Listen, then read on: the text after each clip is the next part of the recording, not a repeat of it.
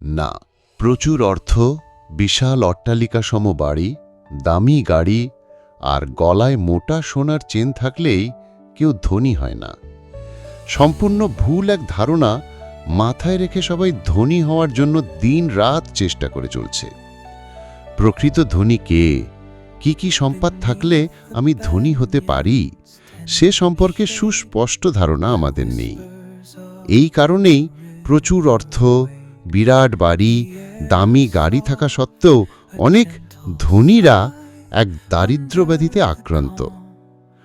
ধনী হতে গেলে যে সম্পত্তিকে সর্বাধিক গুরুত্ব দেওয়া প্রয়োজন সেটি হল সুস্বাস্থ্য, অর্থাৎ নিরোগ শরীর, মন ও আত্মা। যতই টাকা থাকুক, সোনাদানা, গাড়ি বাড়ি থাকুক, যদি শরীর সুস্থ না থাকে তবে সব বিস্বাদ মনে হবে। মানুষ আমার অর্থের প্রাচুর্য দেখে বাহবা করবে, কিন্তু আমি কিছু উপভোগ করার মতো অবস্থায় থাকব না। তাই প্রকৃত ধনী হতে গেলে এক সুশৃঙ্খল, সাত্ত্বিক ও নিয়ন্ত্রিত জীবনচলনা একান্ত প্রয়োজন। বেচাল চলন, অনিয়ন্ত্রিত খাওয়া দাওয়া, নেশা ভাঙ, আরামপ্রিয়তা কখনো একজন ধনী মানুষের লক্ষণ হতে পারে না। সুস্বাস্থ্যের পর সবচেয়ে বড় সম্পদ হল সুশিক্ষা।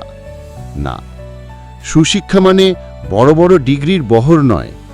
আমার আচরণ, কথা, ব্যবহার, চলন, পোশাক, অভ্যাস, যা আমার পারিবারিক শিক্ষা, সংস্কার, বংশগতির পরিচয় বহন করে, সেগুলি আমার শিক্ষা।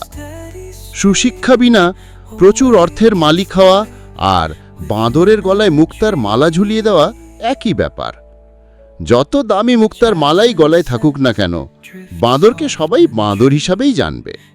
বাঁদরকে কেউ মানুষের মতো সম্মান দেবে না। তারপর আসছে সুসম্পদ। সুসম্পদ মানে আমার যোগ্যতা, দক্ষতা, সেবা ও সততা দ্বারা আমি যে সম্পদ আহরণ করেছি সেগুলি। ঘুষ খেয়ে, চুরি করে, দুর্নীতি করে, অবৈধ উপায়ে, বেআইনিভাবে লুট করে আমি যতই অর্থ সম্পদ আহরণ করি, সেগুলো কখনো সুসম্পদের তালিকায় আসবে না। আর সম্পদ যদি সুসম্পদ না হয়, তবে তা কখনো আমার জীবনে সৌভাগ্য, সুনাম, সুখ্যাতি ও সুপরিণাম বয়ে আনবে না। বরং সেই সম্পদই আমাকে অযোগ্য, অকর্মণ্য, অকৃতজ্ঞ, প্রবৃত্তিমুখর করে জাহান্নামে টেনে নেবে, আমার পরবর্তী প্রজন্মকে ধ্বংসের মুখে ঠেলে দেবে। মানুষের জীবনে আরেকটি গুরুত্বপূর্ণ সম্পদ হল তার সৌন্দর্য। না, সৌন্দর্য মানে মেকআপ করা চেহারা আর দামি ব্র্যান্ডেড পোশাক আচ্ছাদিত শরীর নয়।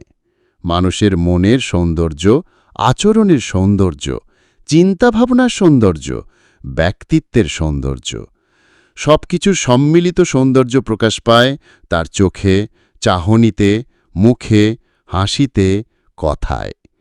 মানুষ সারা জীবন যেমন করে চলে, যেমন চিন্তা ও অভ্যাসে লিপ্ত থাকে, সেই অনুযায়ী তার বৃদ্ধ বয়সে চেহারায় সৌন্দর্য ফুটে ওঠে। এই সৌন্দর্য যার আছে সে বিরাট ধনী। অনেক অর্থবান মানুষ এই সৌন্দর্যের অভাবে হীনমন্যতার ভুগে। ধনী ব্যক্তি হওয়ার জন্য আরও বিশেষ যে কয়েকটি সম্পদ অত্যন্ত গুরুত্বপূর্ণ, সেগুলির মধ্যে উল্লেখযোগ্য কয়েকটি হল সুখ্যাতি, গৌরববোধ, অর্থাৎ নিজের আদর্শ, সংস্কার, পিতৃপুরুষ, কৃষ্টি, নিজের মাতৃভূমি, জন্মভূমি নিয়ে নিজের মনে গর্ব করতে পারছি কিনা, সেই গৌরববোধ হওয়ার জন্য আমি এই সুস্বাস্থ্যের, সুশিক্ষার, সুসম্পদের ও সৌন্দর্যের যে সম্পদ, তার মধ্যে লিখে রেখেছি এই সুখ্যাতি। বুদ্ধিমত্তা, যৌবন প্রাচুর্য, সুসন্তান, শারীরিক ও মানসিক শক্তি, সাহস, আয়ু, উৎসাহ এবং যে কোনো প্রচেষ্টায় সফল হওয়ার মতো উদ্দীপনা, এই সকল সম্পদ একজন মানুষের জীবনে অমূল্য সম্পদ।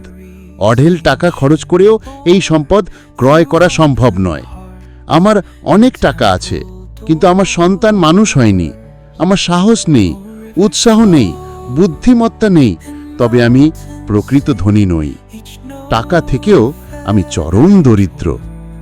শুধু অর্থের পেছনে ছুটতে গিয়ে জীবনের বাকি সম্পদকে উপেক্ষা করার দরুন আমরা দিন দিন এক চরম দারিদ্রতায় জড়িয়ে পড়ছি। অর্থ অবশ্যই জীবনের জন্য অত্যাবশ্যক সম্পদ, কিন্তু বাকি সম্পদগুলি থেকে বঞ্চিত থাকলে সেই অর্থ অর্থহীন হয়ে ওঠে। শ্রী শ্রী ঠাকুর এই সর্বপ্রকার সম্পদে সম্পদশালী জীবনকেই ব্যালেন্সড লাইফ বলেছেন। তার প্রবর্তিত যজন যাজন ইষ্টভৃতি স্বস্তেয়নী সদাচার বিধি পালন মানুষকে এই ব্যালেন্সড লাইফের অধিকারী করে তোলে। যে যতটুকু প্রকৃত হয়ে ওঠে এই বিধি পালনে, সে ততটুকু সম্পদশালী হবে, তা পরীক্ষিত সত্য। বিশ্বের যে কোনো ব্যক্তি যিনি সম্পদশালী হয়েছেন, তিনি অজান্তে হলেও কোনো না কোনো প্রকারে এই 5 বিধি পালন করেই বড় হয়েছেন। এর বাইরে আর কোনো নিয়ম নেই। শ্রী শ্রী ঠাকুরের শিক্ষা ও বিবাহ নীতিকে উপেক্ষা করে এই সার্বিক সম্পদে ধনী হওয়া কখনো সম্ভব নয়। জয় গুরু। আমি ডক্টর রাজেশ চৌধুরী, আগরতলা, ত্রিপুরা থেকে।